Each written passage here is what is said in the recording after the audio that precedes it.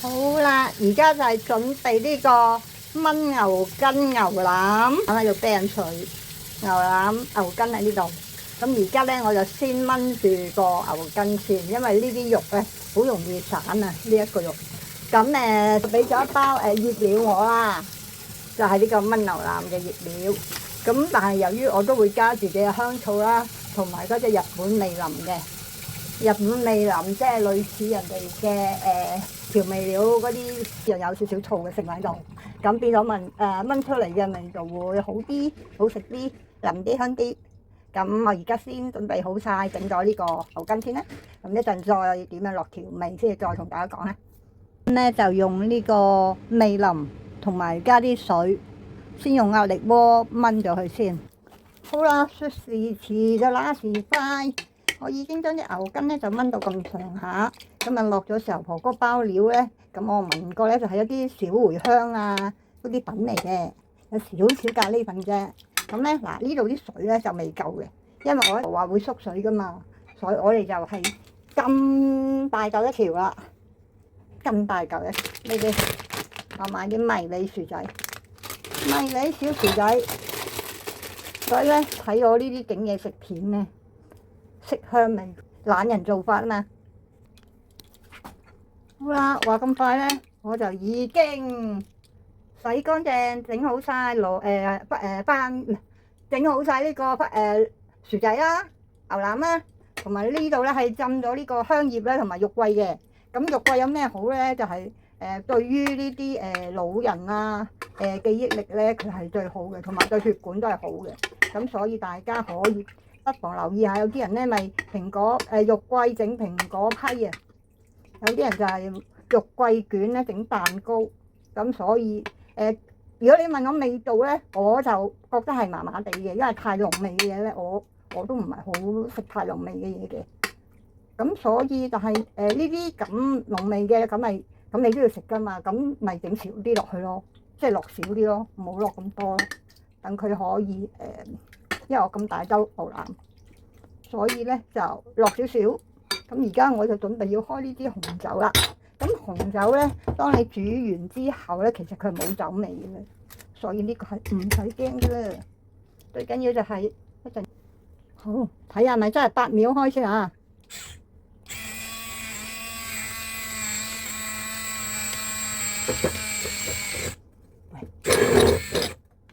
唔得喎，要一路揸住下邊先得喎。嗰個位咁咧就好方便，睇唔睇到嗱？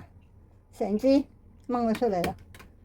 呢個就係最新款嘅紅酒開酒瓶嘅器啊，所以呢啲冇問題。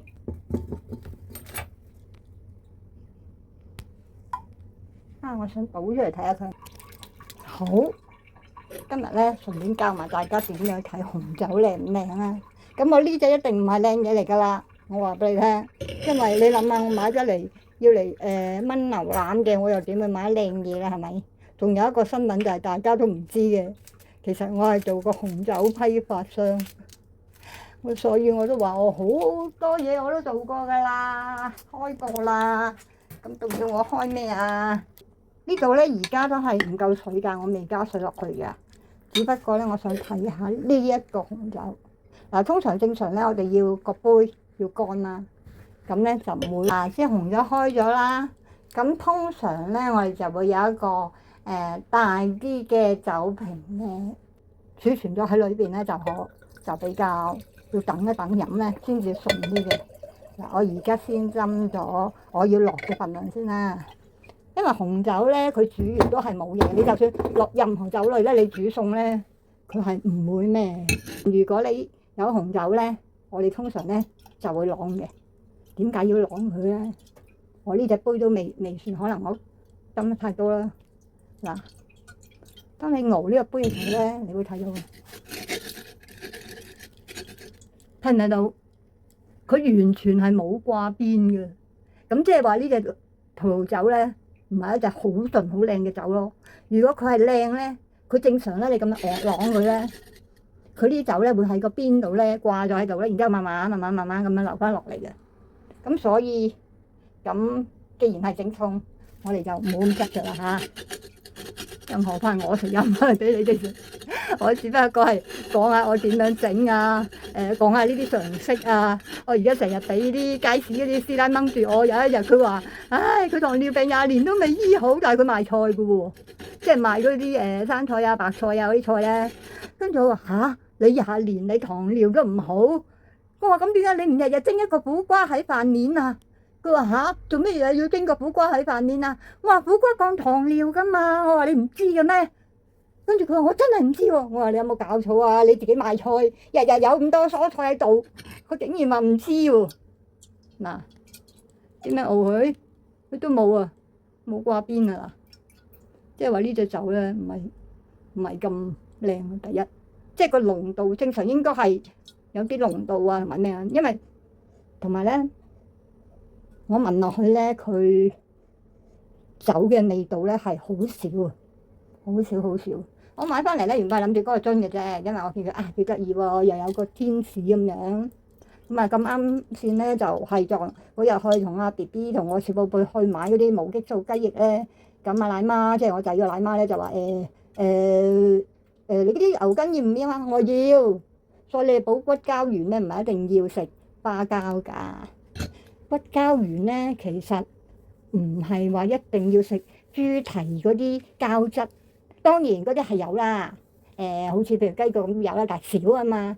但係你諗下牛筋咧就唔同啦，佢真係成條又唔會話有一陣味。但係我都知道有啲人咧係唔會食牛嘅，咁我呢個都明白。但係以前我都唔食嘅，但係冇辦法，因為醫生話我嗰個血同埋嗰個鐵質唔夠啊，所以佢叫我一定要食翻啲肉咯。咁本身豬肉我又好少食嘅，其實。除咗魚咯，咁而家通常自己煮嘅咁會食下魚咯，魚啊蝦啊，同埋雞髀仔。我嗰隻係點解我會食雞髀仔咧？通常都係因為小寶貝咧，有時我煮3隻4隻，佢食唔晒，咁我就會留翻起一啲跟住我唔會隔夜噶啦。我睇下佢食到幾多，佢係要我先再俾佢嘅。嗱，呢啲稀丁丁咧，真係冇乜料到噶嚇。所以你話拼唔拼啊？隨你諗啦。呢啲我覺得煮餸嘅我又冇所謂咯。味道都麻麻地。同埋大家要記住一樣嘢咧，飲紅酒咧，你唔係話好似啤酒咁一飲咧，佢就上晒頭喎。我都仲未醉啊咁。其實我話俾你聽啊，當你一瞓低嗰一剎那，你就知道你料噶啦。所以飲紅酒真係唔好太多啊，好容易你一瞓低就上頭噶啦。一路到而家佢都未掛邊，我唔理佢啦，我照倒落去先啦。同埋一陣我仲要加水嘅呢度，咁呢個亦都唔使理佢啦，常溫處理。因為我唔係要嚟飲，我係要嚟整餸嘅啫。架撐多啊，冇辦法，架撐多，人又窮又要架撐多，咁啊梗係要。幾時都係穩定啲好嘅，做人有2手準備啊嘛。唉，等到我聲都變埋啦，真係。好啦，咁呢度呢啲咧，我洗淨之後咧，我就會放埋落去。咁呢度啲血水到嘅先。好啦，而家咧我就會再加埋呢啲落去啦。咁樣。其實我已經戴翻手套，不過而家唔記得咗，因為我通常我整嘢咧，我唔中意用啲手咁樣整，我好怕。嗱，而家咧你睇到個壓力鍋咧都擺到佢咁滿啊，所以你話我點樣仲可以再加咁多嘢？咁咧燜牛筋咧，你記住咧你可以其實呢個牛腩咧分2次都得嘅，因為如果你淨係諗住食牛筋，我唔知大家啦。通常如果我食咧，我通常都係食筋嘅。牛腩我就係即係你譬如你去食麵咁樣，你食你會叫一碗牛筋麵咁樣，人哋都會畢2嚿牛腩俾你噶嘛。咁所以呢啲就一定會有噶啦。大佬俾晒牛筋，你人哋仲使賣嘅？牛筋都係最好噶。豬腳筋咧就好難買嘅，豬腳筋咧就細條啲，但係咧佢就要預訂嘅。咁我不如食牛筋啦，第一，你或者食6筋都得噶。你買到咪得咯？好，咁你睇下而家都咁樣咯喎，我點低啲？點樣擠啲薯仔啊？一陣先啦。咁我而家放咗呢啲香草落去先啦。頭先就放咗包料啦。咁先真真正正煮到佢嗰個作用出嚟啊嘛。點解我又唔磨粉咧？我又唔想磨得佢咁犀利。其實啊，石油婆嗰啲咧牛肉咧，佢俾我嗰包嘢咧，其實都有嘅，都有呢啲喺度嘅。只不過我想加多啲咁解，加多啲肉桂咧，香葉同肉桂同埋蒜粉喎，大家要記得。你可以落黑胡椒得，唔落黑胡椒都得，因為我唔係好食辣嘅，所以我就冇落黑胡椒啦。但係可能咧，石油婆嗰包嘢會有嘅，因為都有少少刺激風味啊，聞都係。唔通我又係屬狗嘅？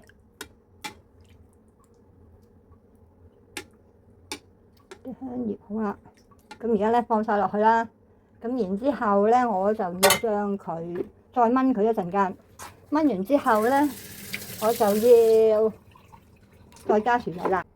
好啦，燜咗呢度45分鐘。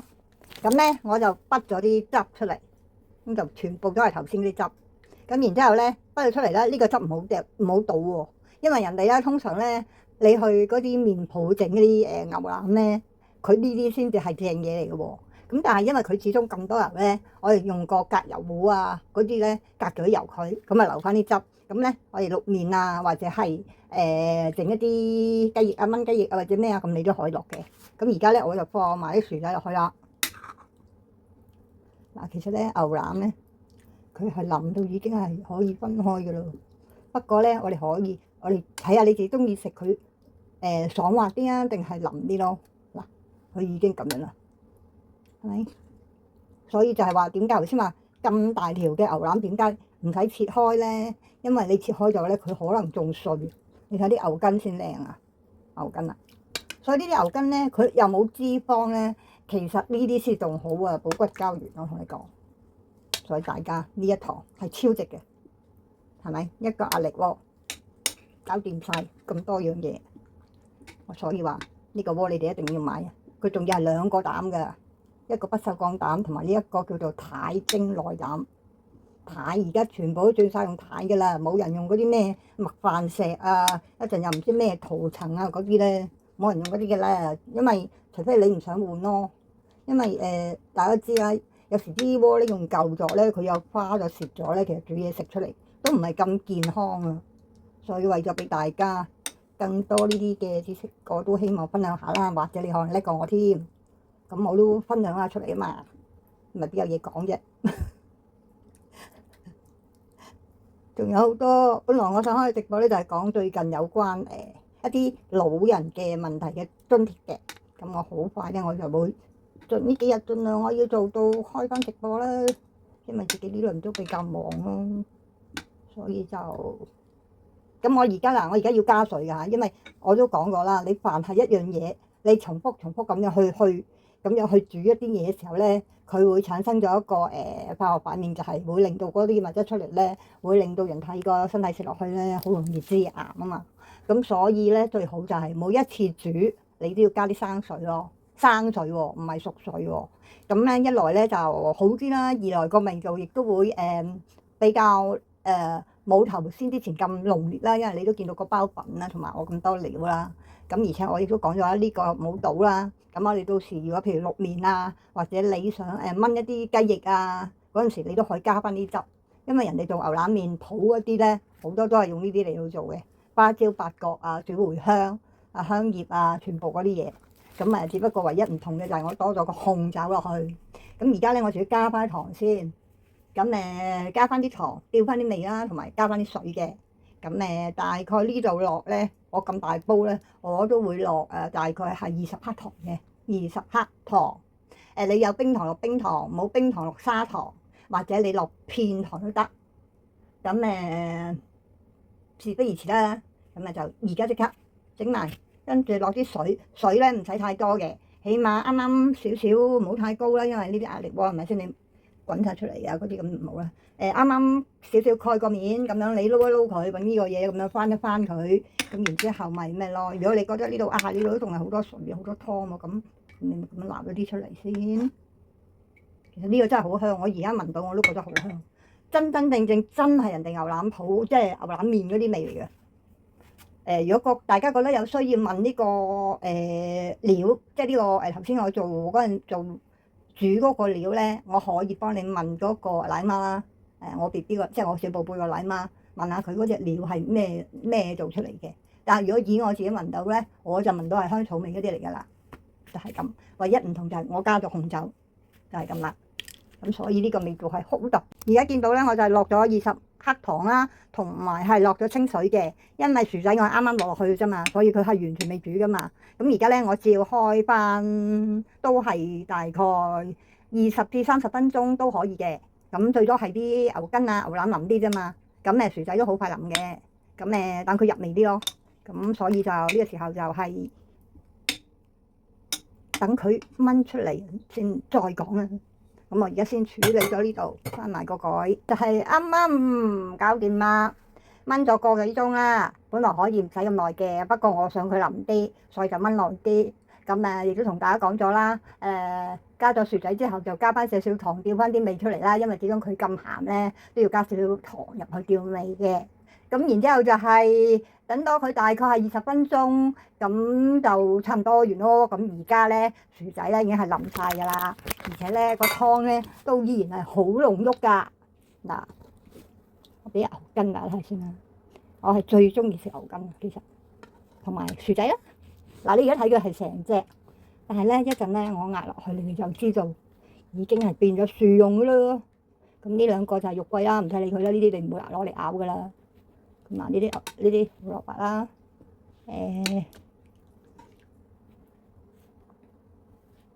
咁呢啲我最緊要食薯仔同埋呢個牛筋。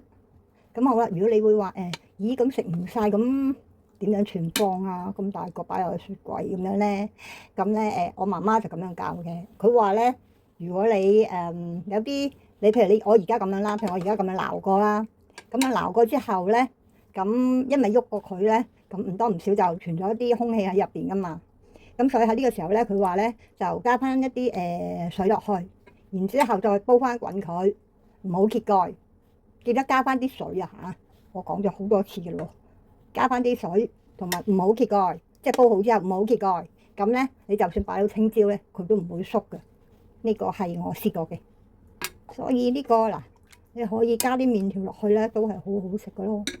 咁呢個就係我簡單嘅紅酒、炆牛腩、炆牛筋、薯仔，就係咁簡單啦。呢個就係咁簡單就做到㗎啦。咁今日嘅分享呢，雖然我冇話擺隻靚靚嘅碟出嚟啦，因為我自己食完嗰陣咪又係我仔，咁不如直接俾你睇下原裝嘅咁樣炆出嚟係咪仲好睇啊？咁記得幫我點個訂閱，我會不同時段咁會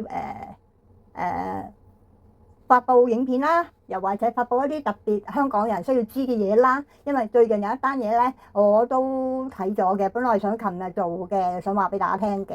咁由於因為呢2日咧，我都有啲私人嘅嘢咧，即係都要去處理咗先啦。咁所以就會安排或者係聽日好或者後日，聽日星期4、星期5係啦。我諗星期6會好啲，因為星期6第二日大家都知道有時候我好夜開嗰個直播啊嘛。咁例如我哋星期6開直播就講翻啲關於香港人要知嘅嘢，而你哋係一定要聽啊，同你哋有切身好大好大嘅關係嘅。咁記得啦，我約定大家星期6晚上10點見啦，直播。嗱，我唔敢講我自己會唔會遲到啊，因為你知我次次一講親出嚟咧就會咩啦。咁不過我哋直播狗仔嗰度咧就冇影響，咁因為嗰個我係用手機直播同佢剪毛啫嘛，剪毛啊同埋落藥嗰啲冇影響。但係如果我自己通常我自己直播咧就會比較嚴肅，即係自己比較執着一啲啦。我自己即係唔好話咁肉酸咁樣，即係有所盡，我會偏向一啲嘢咧，即係講啦，到時唔好話好似以前咁，成日都喺度噏完，可能大家都唔知我噏乜嘢，係咪？咁所以我就會努力噶啦。多謝大家嘅支持啦，同埋嗰位喺外國嘅粉絲啦。雖然我唔知道佢識唔識聽我講廣東話，又或者佢識唔識聽我講國語，咁但係我都好感謝咯。雖然我得一個啫，係咪？不過希望陸續更多人支持下我呢個細台仔啦，因為我都話啦，我仲有一個心願就係、唉，不如星期六先同大家一齊講埋啦。好啦，咁今日嘅呢個牛腩煲咧就分享到呢度啦。如果大家有唔明嘅，記得留言俾我啦，問我啦，或者你想知道阿奶媽，即係我 BB，即係我小寶貝嘅奶媽，佢嗰包料係咩料嚟嘅咧？咁樣我可以幫你問咗嘅。咁總之你哋喜歡嘅就幫我留言喺我個 comment 嗰度留言，subscribe 同埋 like and share， 跟住就係記得訂閱埋我 Facebook、Instagram 同埋呢個 Twitter，係咁多啦。TikTok 我有開，不過我好少喺嗰度上傳一啲我嘅影片上去嘅。好啦，咁就講到呢度咯，有咩就留言啦。再見啦，各位，拜拜！食得開心啲，記得蚊啊，知唔知啊？記得蚊嚟整啊，好簡單嘅啫，一啲都唔難啊，薑葱都唔使放嘅。好，拜拜！我想同大家講，好好食啊，真係要整。同埋咧就係記住咧，呢個係點講？佢完全冇話食到有紅酒味。第一，唔關事，因為呢隻酒靚唔靚嘅問題啊，而係因為你凡煮過嘅酒咧，無論白酒啊，又或者你有時要煮啲嘢咧，你會落啲酒落去噶嘛。好似譬如你想啲蝦點樣可以保存得佢靚，然之後煮出嚟啊，佢又好靚咁先紅紅白白咁色咧，通常都係俾啲酒餵咗啲蝦，咁咧佢自然飲咗酒之後咧，佢就迷暈咗佢噶。跟住先整咧，咁佢就保存到嗰個顏色啊，同埋嗰個新鮮度啊，同埋嗰個肉質口感啊。所以我而家講翻我呢個牛腩咧，其實佢而家係冇紅酒味嘅，所以係冇問題嘅。因為煮咗之後，最主要就係等啲肉汁，等啲肉係吸收咗一啲紅酒之外，就係煮出嚟好味啲啊嘛。咁所以就係話而家呢個味咧係剛剛好，同埋真係好似喺你食麵嗰啲雲吞麵鋪咧，或者牛腩麵鋪嗰啲食到係一模一樣嘅。所以今日嘅分享記得要整啦，快啲啦，拜拜。